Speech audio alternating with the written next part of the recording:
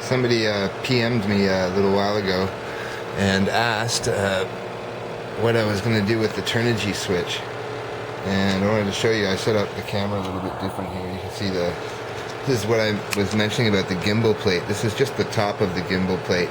I don't have extra balls, so I couldn't mount it, but this is just a metal plate, and it's mounted by 2 screws inside, 40 millimeters apart, or yeah, 40 millimeters apart. And I'm just putting the GoPro on the bottom here for the last video of no jello. So that was a good experiment. And you can see here that the tiny props are clearing the frame quite a ways. So you could fit 13 to 14 inch props here, almost right to the edge would be 14 probably. But I was running 12s and they were just about there. So they were running really well, and I was getting 10 minutes on some of my worst batteries. This is a 4500 mAh high max battery on there now, and I get a good 6 or 7 minutes with these motors because these motors basically are spinning so much faster from 930 kV 2218 to spin these 1047s to get 1100 grams lift each basically, that they are overstressing. So they drain a lot of amps, probably around 20 amps or so, instead of 13 like the 650 kV motors.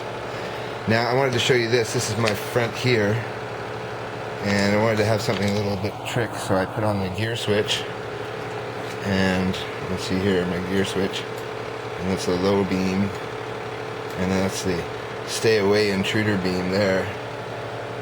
So that's a 7-watt cree light, and at night for flying around trees and stuff, it's excellent.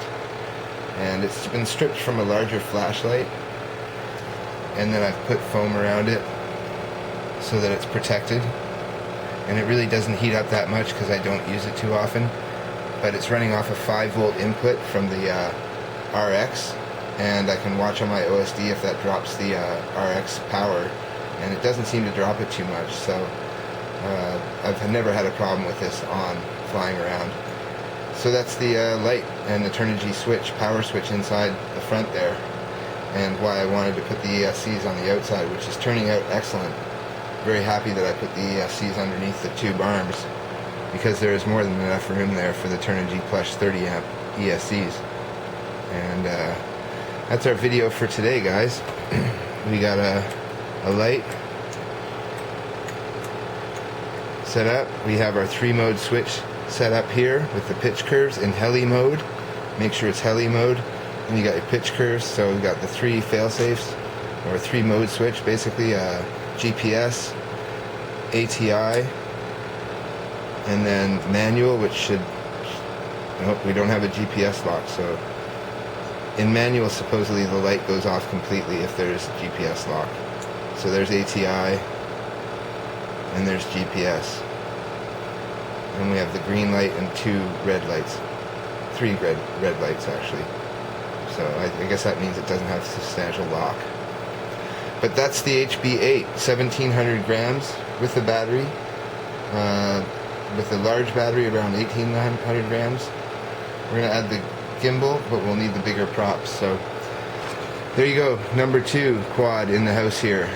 And we're going to be FPVing it really soon, as soon as the rain stops.